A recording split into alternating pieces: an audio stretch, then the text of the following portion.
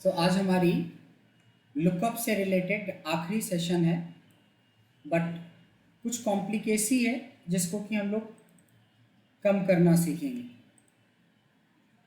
First ये है कि सपोज आपके पास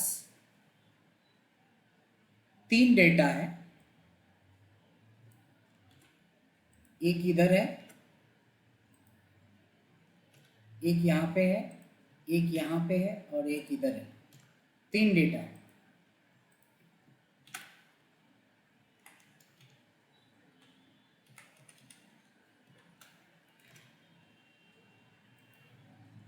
एक डेटा आपका इधर है,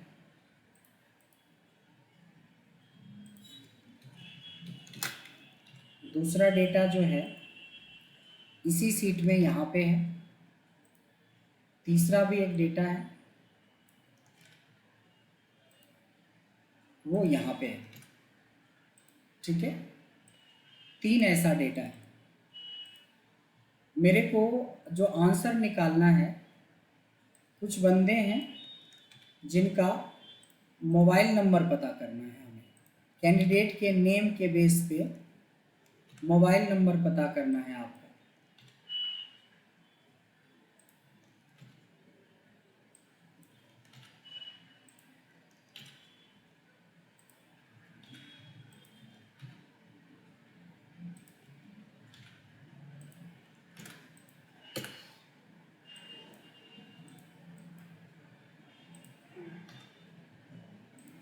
मोहित बन जाएगा।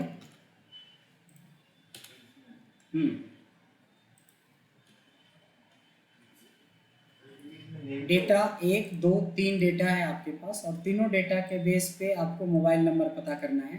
प्रॉब्लम ये है, कुछ नाम इसमें हो सकते हैं, कुछ नाम इसमें हो सकते हैं, कुछ नाम इसमें हो सकते हैं।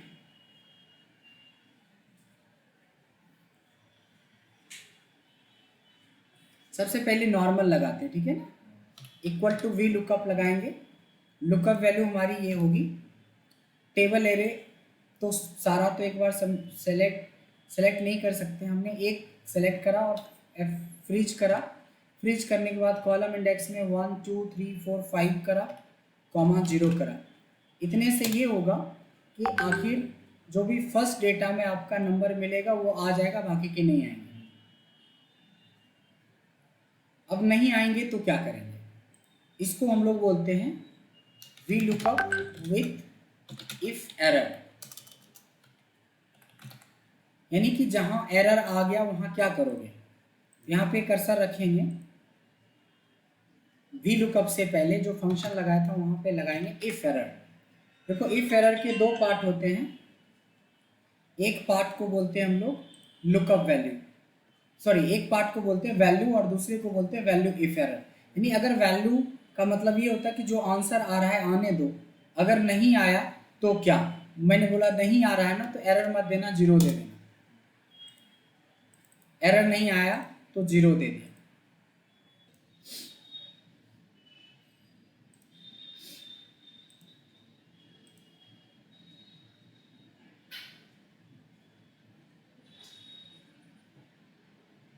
सो हमने ये देखा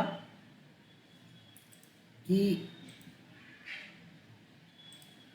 ये वाला कि we lookup with if error का मतलब हुआ कि अगर आप इफ एरर लगाते हो तो इफ एरर के 2 पार्ट हैं, एक है वैल्यू और एक है कि अगर वैल्यू नहीं आए, एरर आ जाए तो वैल्यू इफ एरर है ना।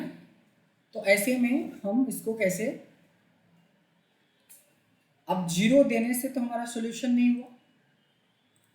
एक ऑप्शन ये है कि इस 0 की जगह पे आपने कोई मैसेज करवाया, this value does not exist. इससे भी तो काम नहीं चलेगा, हमें तो आंसर चाहिए ना। यानी कि एरर के बदले में हम 0 भी कर सकते थे, कोई मैसेज भी ले सकते हैं और बिल्कुल ब्लैंक भी करवा सकते हैं। ये देखिए, कुछ ब्लैंक बिल्कुल करवा सकते हैं। बट ये तीनों ही सोल्यूशन नहीं था। सोल्यूशन है कि यहाँ पे एक और वी लुकअप लगेगा। लुकअप वैल्यू तो यही रहेगा, है ना।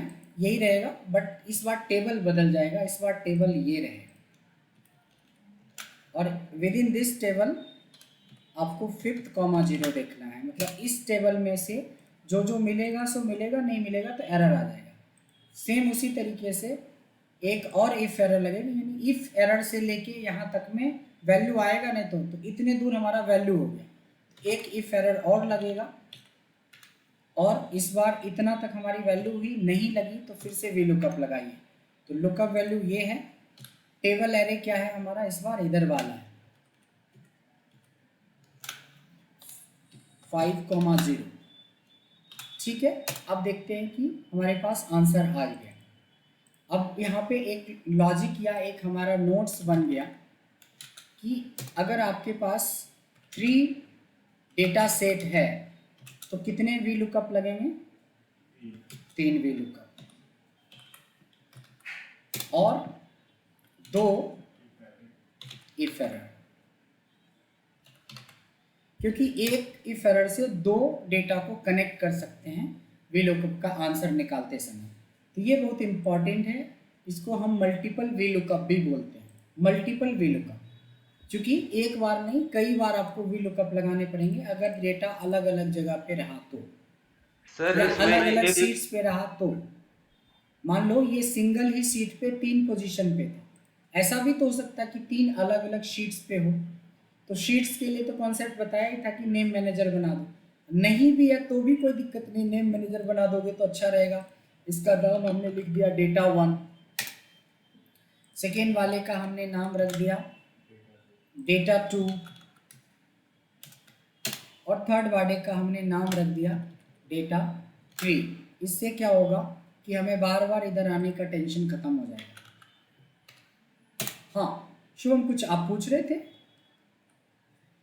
ये सर मैं ये पूछ रहा था कि इफ एरर कनेक्टिंग के लिए भी यूज हो रहा है, और अगर पहले हम उसको जीरो कर रहे हैं जैसे वैल्यू को जो एन ए आ रही है, एग्जैक्टली, तो उसको अगर हम जीरो ना करें तो वैसे वी लुकअप डायरेक्टली 3 बार नहीं लग सकता, इफ एरर हमें कनेक्टिंग के लिए भी लगाना ही है। कनेक्टिंग के लिए लगाना ही लगाना है। यस, अच्छा एग्जैक्टली एग्जैक्टली। ठीक है, तो वो 2 काम करे, कनेक्टिंग वाला और एक वो उसको वैल्यू को जीरो करने के लिए। एग्जैक्टली कि कहीं हमें मैसेज ही करवाना, अब 2 वैल्यू है ही नहीं, या तो वैल्यू है या तो नहीं है, तो वहाँ पे मैसेज करवा देंगे कि भाई दिस वैल्यू डजंट एग्जिस्ट। या दूसरा कि अगर कहीं और से पुल करवाना है तो वहाँ पे दूसरा वी लुकअप लगा के कनेक्ट कर सकते हैं उस प्लेस पे। एक बार फिर से देखते हैं, सेम ही चीज़ हम लोग निकाल रहे हैं या दूसरा चीज़ इस बार निकाल लेते हैं। इस बार मैं नाम निकाल लेता हूँ कैंडिडेट के बेस पे, चलो जेंडर निकाल लेते हैं। ठीक है, जेंडर। तो क्या करेंगे, equal to V lookup, lookup value हमारी ये है टेबल एरे के जगह पे डेटा 1, 4, 0। तो थोड़ा बार बार डेटा पे जाने का टेंशन खत्म हो गया। डबल क्लिक करके लेकिन चेक करना चाहिए कि क्या हो रहा है, या तो आंसर आ रहा है या तो नहीं आ रहा है, यानी एरर आ रहा है। तो एरर देखिए नाम भी है इसका, इफ एरर, अगर एरर आ जाए तो क्या। तो देखो इसके 2 पार्ट होते हैं कि अगर आंसर आता है तो आने दो यानी वैल्यू, नहीं आता है तो डेटा चेंज करो।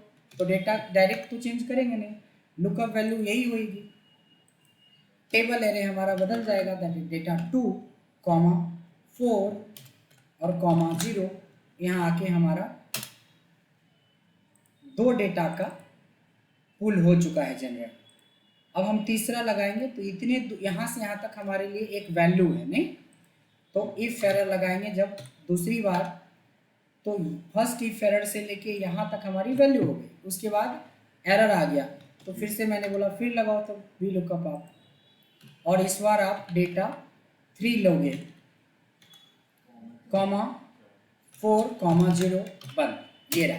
इसको वी लुकअप इफ एरर कहते हैं, बट सिर्फ वी लुकअप के साथ नहीं, आप एच लुकअप के साथ फिर वही बात, वी लुकअप विथ आपको कॉलम सिखाया, वी लुकअप विथ मैथ सिखाया, वी लुकअप विथ चूज सिखाया, V lookup with choose with column सिखाया, नहीं एच लुकअप विथ रो सिखाया, H lookup with row with और कुछ नेम मैनेजर सिखाया।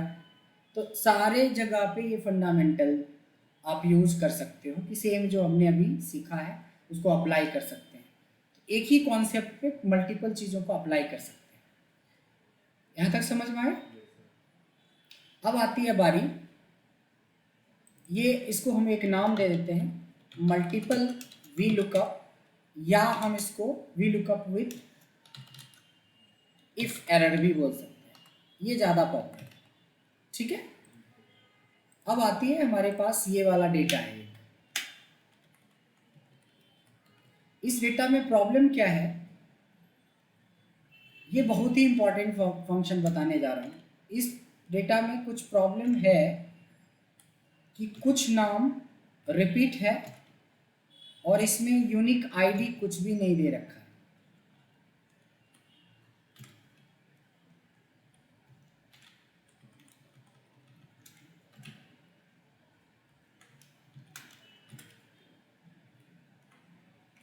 ठीक है, हमने जो सीखा था, और मतलब यूनिक आईडी में ना यूनिक मोबाइल नंबर है, मोबाइल नंबर भी यूनिक हो सकता था, मोबाइल नंबर भी नहीं है इस डेटा में, सिर्फ नाम है और मेरे को पता करना है इसका सेल्स। सेल्स बना लेते हैं।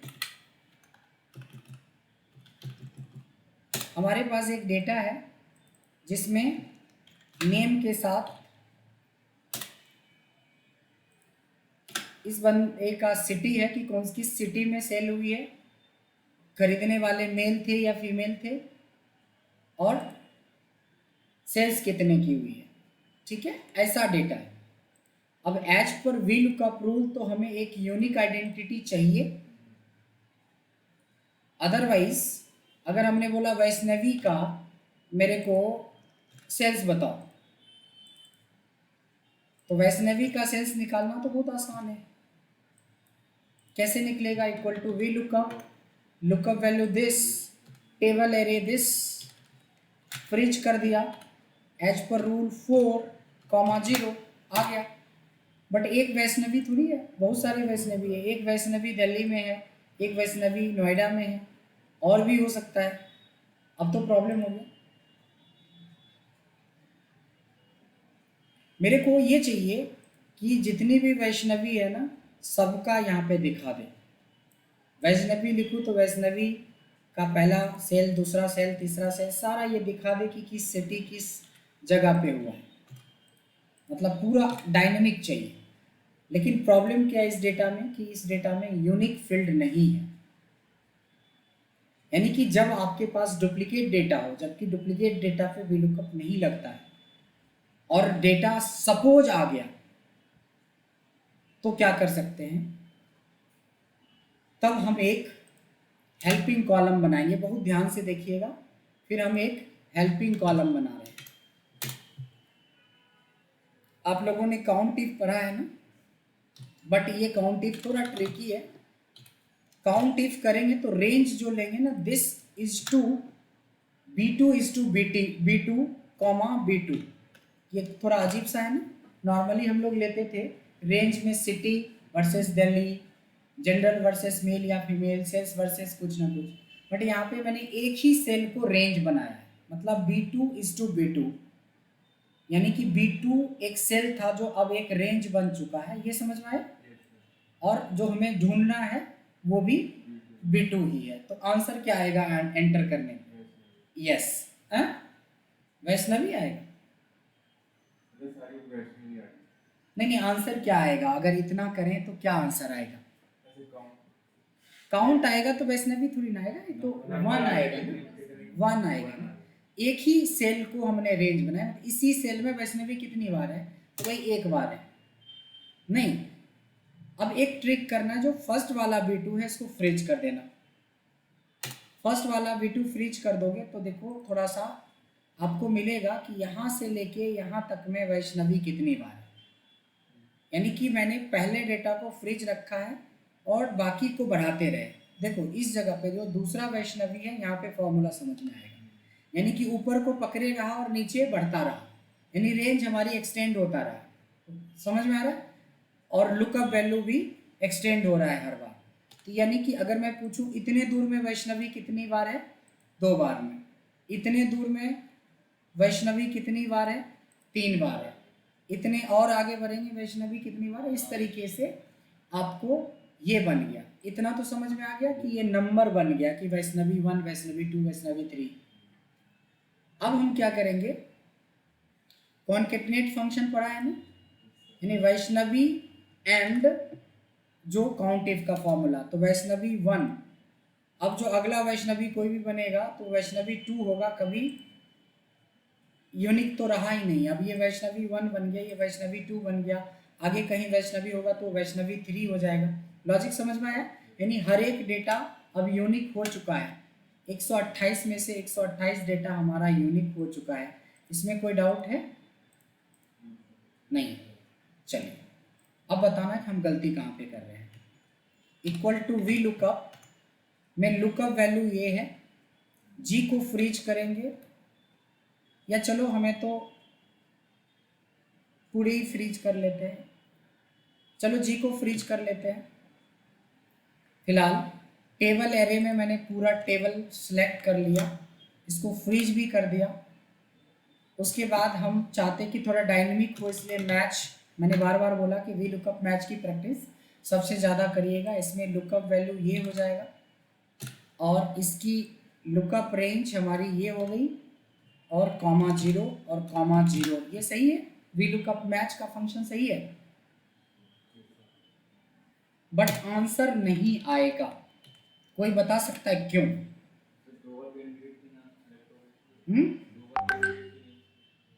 नहीं, एग्जैक्टली नहीं, फ्रिज की वजह से भी नहीं, और जो आपने बोला उसके भी वजह से नहीं। आप बताओ शुभम, कुछ आइडिया आ रहा है कि ये आंसर क्यों नहीं दिया हमने? तो बिल्कुल सही लगाया, lookup value, table array, match function लगाया, सब चीज लगाया, बट सर आंसर मेरे को ये लग रहा है कि जो हमने पहले वाला जो वो था कॉलम था उसमें फॉर्मूला लगाया था, इसलिए मे बी। बहुत हद तक चले गए, बट अभी तक हमें प्रॉपर एग्जैक्ट आंसर नहीं आया। देखिए लुकअप वैल्यू क्या लिया है हमने, वैष्णवी। ये लुकअप वैल्यू, ये पहला कॉलम, यूनिक कॉलम ही तो लुकअप वैल्यू बनता है ना। अगर वैष्णवी 1 कर दोगे तो देखो आंसर आ जाएगा। वैष्णवी थोड़ी ना था, ये वैष्णवी 1 था। वैष्णवी एग्जिस्ट नहीं करता उसमें, इसलिए। एग्जैक्टली कि इस डेटा में पहले कॉलम में सिर्फ वैष्णवी नहीं है, वैष्णवी 1 है। अगर वैष्णवी इस कॉलम से ढूंढ रहे हो तब तो गलत होना ही है, क्योंकि ये बीच में आ जाएगा ना, हमें तो लेफ्ट मोस्ट कॉलम में रखना है। ये बात समझ में आई? तो लेकिन मैं वैष्णवी में यहाँ पे 1 डालता हूँ तो आंसर आ जाता है, ये तो समझ में आए। लेकिन मैं यहाँ पे नहीं डालता हूँ, मैं क्या करता हूँ, लुकअप वैल्यू क्या था हमारा, ये था लुकअप वैल्यू वैष्णवी, मैंने पूरा फ्रीज कर दिया वैष्णवी। ध्यान देना, एंड 1 किया तो इसका भी तो मतलब वैष्णवी 1 हुआ, तो आंसर आया।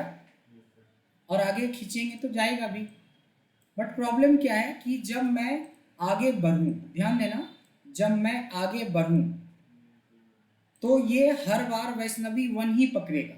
लेकिन मैं चाहता हूं कि दूसरी बार में 2 पकड़े, तीसरी बार में 3 पकड़े, चौथी बार में 4 पकड़े, तो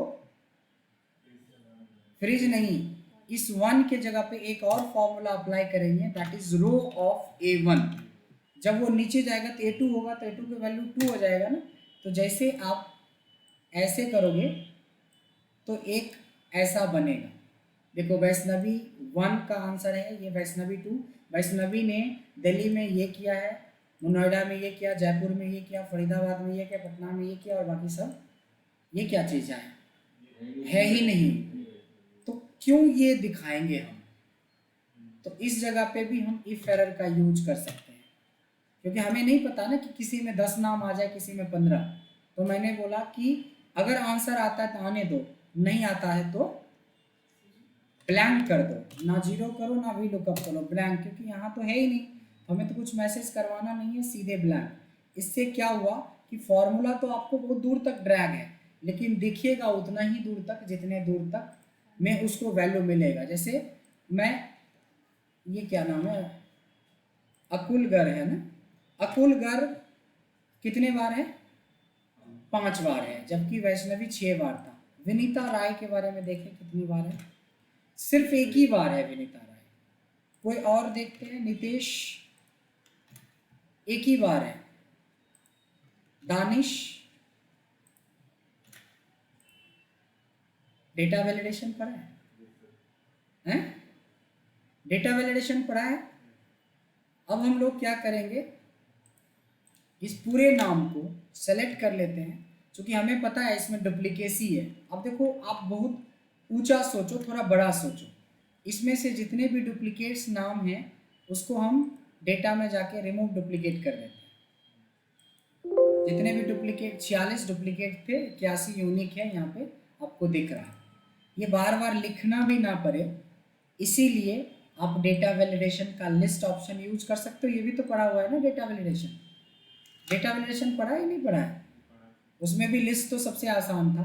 मतलब ये अब आपको लिखना भी नहीं है, बस नाम करोगे। देखो सारिक अंसारी का, शारिक अंसारी का 6 सेल है, मोहम्मद जो भी हो उसका इतना सेल है, गौतम का 1 सेल है, इधर से देखेंगे रिचा का 1 सेल है। मतलब यहाँ पे हमारे पास पूरे ऑप्शन बन गया, पूरा डैशबोर्ड टाइप से हो गया कि जिसके बारे में आप देखना चाहते हो उसका देख सकते हो। चलो इतना तो हमें समझ में आ गया कि इतना तक समझ में आया होगा, और इतना समझने के लिए काफ़ी अच्छा VLOOKUP की मेहनत करनी पड़ेगी आपको। कोई डाउट तो नहीं है ना? लेकिन अगर मैं इसमें एक चीज़ और जोड़ना चाहूँ, अगर सेल्स 5000 से ज़्यादा हो तो वो पट्टी पूरी ग्रीन हो जाए, मतलब नाम से लेके यहाँ तक पूरी पट्टी ग्रीन हो जाए। अगर ये 6000 से ज़्यादा है तो क्या करेंगे? कंडीशनल फॉर्मेटिंग में क्या करेंगे? होम में पहले तो पूरा डेटा सेलेक्ट करना पड़ेगा, इतना दूर या आगे, कितना दूर, जहाँ तक, थोड़ा ज़्यादा ले लेंगे क्योंकि और भी तो है, तो ज़्यादा ले लिया हमने। उसके बाद क्या करेंगे? कंडीशनल फॉर्मेटिंग में जाएंगे, मैनेज रूल में जाएंगे, न्यू रूल में जाएंगे, use a format to determine. अब देखो इसी को बोलते हैं मिक्स करके पढ़ना, क्योंकि इसको बोलते हैं इम्प्लीमेंटेशन। मैंने बोला अगर ये वाली वैल्यू, लेकिन इसको तो नीचे तो जाना है या नहीं जाना? जाना है, क्योंकि अगला डेटा में नीचे जाना है, तो 5 के पहले का डॉलर हटेगा। अगर ये ग्रेटर देन और इक्वल टू क्या हो जाए 5000, तो कलर क्या बताया था हमने कि पूरी की पूरी फिल को ग्रीन कर दो, राइट।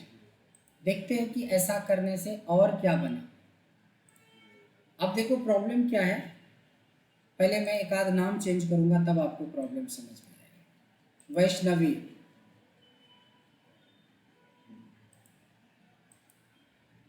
अब क्या हो रहा है कि जितने दूर हमने एक्स्ट्रा सेलेक्ट किया है उतने दूर भी ग्रीन दे रहा है ना, तो ये तो गलत है ना। अब एक कंडीशनल फॉर्मेटिंग और लगेगा,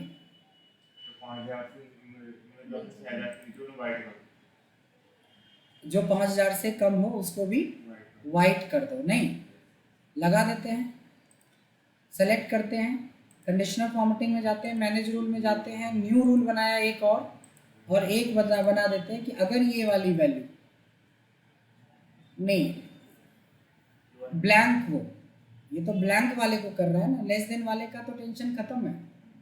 ब्लैंक हो, दिस वैल्यू, इसको भी नीचे जाना है। ब्लैंक को कैसे लिखते हैं? हाँ, अगर इक्वल टू ब्लैंक हो तो क्या कर दो? कुछ नहीं करो, नो कलर कर दो। नहीं, देखें कि क्या अप्लाई होता है अभी इतना के बाद। अब आपका दोनों काम हो गया। इसमें नाम डालने से ये भी पता चल गया आपका कि बेसिकली ये सारे लोग हैं जिनकी 5000 से एबव की सेल है। ये बीच में फरीदाबाद वाली सेल वीक रही है। किसी और का देखते हैं, देखा आपने बदला? इसका तो 2 था, टोटल सेल 5 था, 2 ज़्यादा था, बाकी 3 कम था, है ना। जो कुछ भी हम चाहते, अब हुआ मिक्स करके पढ़ना। अब जो हम लोग पढ़ रहे हैं वो मिक्स करके पढ़ रहे हैं। तो यहाँ पे क्या क्या चीज़ें हमने यूज कर लिया? कंडीशनल फॉर्मेटिंग, डेटा वैलिडेशन और VLOOKUP का स्ट्रीम पार्ट यूज किया है, क्योंकि VLOOKUP विथ इफ एरर भी यूज किया है, प्लस काउंट इफ का भी लॉजिक हमें लगाना पड़ा। तो ये चीज़ें लोगों को नहीं आती है ज़्यादा, लेकिन इसको एज ए हेडिंग समझ सकते हो, डुप्लीकेट डेटा VLOOKUP नाम दे दो समझने के लिए, कि अगर डेटा में डुप्लीकेसी हो तो इसी रूल को फॉलो करना पड़ेगा आपको।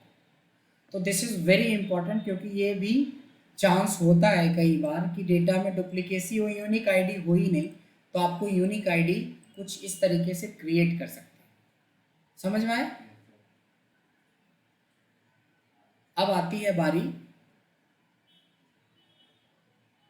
जिसको हम लोग बोलते हैं आखिरी पार्ट है। अगर ये पार्ट सीख लिए तो सारे पार्ट सीखने की कोई ज़रूरत ही नहीं महसूस होगी, जो पार्ट हम लोग अब सीखने जा रहे हैं। कोई ज़रूरी नहीं है। उसको हम लोग बोलते हैं index match, index with double match, जो अब बताने वाले हैं।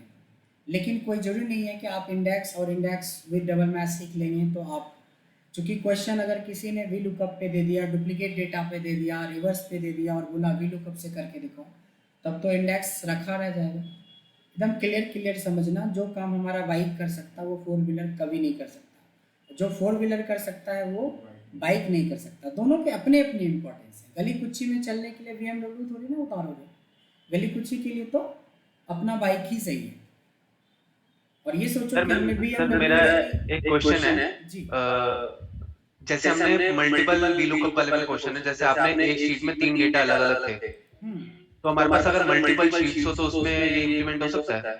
हाँ, बताया तो था, नेम मैनेजर लगा लेंगे, एक डेटा अच्छा। 1, डेटा 2, डेटा 3, और हम मल्टीपल सीट से एक सीट पे तो ला ही सकते हैं। ठीक है ठीक है ठीक है ठीक है। हाँ, बिल्कुल ला सकते हैं। और ये कॉन्सेप्ट सिर्फ सीट से ही नहीं, 3 अलग अलग फाइलें हैं ना तो भी कर सकते हैं, बट फाइल में नेम मैनेजर का कॉन्सेप्ट नहीं होगा। वो जो मैंने बताया ना कि सिलेक्शन बहुत अच्छे से रखिएगा। अगर एक सीट से दूसरे डेटा से पुल करना है डेटा को, तो सिलेक्शन के टाइम में बहुत केयरफुल रहना है। नहीं, हाइपरलिंक।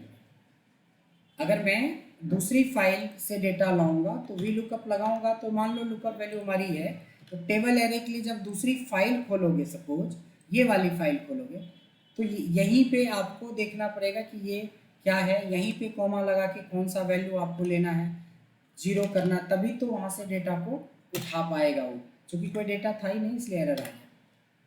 समझ में आया? तो Yes, ये चीज़ें बहुत इम्पॉर्टेंट है जो अभी बताया, इसको हम लोग डुप्लीकेट डेटा वी लुकअप बोल सकते हैं। तो इसकी वीडियो आपके पास प्रॉपर बन गई। इतना काफ़ी है आज के लिए या वो भी बता दो नेक्स्ट क्लास में? तो ठीक है, नेक्स्ट क्लास में करते हैं मंडे को, और इसकी वीडियो में प्रॉपरली देख लीजिए क्योंकि इसमें बहुत ज़्यादा मिक्सिंग है। तो वी लुकअप ऐसा नहीं है कि 1 घंटे लेना ही है ना? तो इसको देखिए अच्छे से। इसकी वीडियो मैं लिंक भेज देता हूँ अभी, आप उसकी प्रैक्टिस कर लीजिए। सिर्फ 27 मिनट का वीडियो।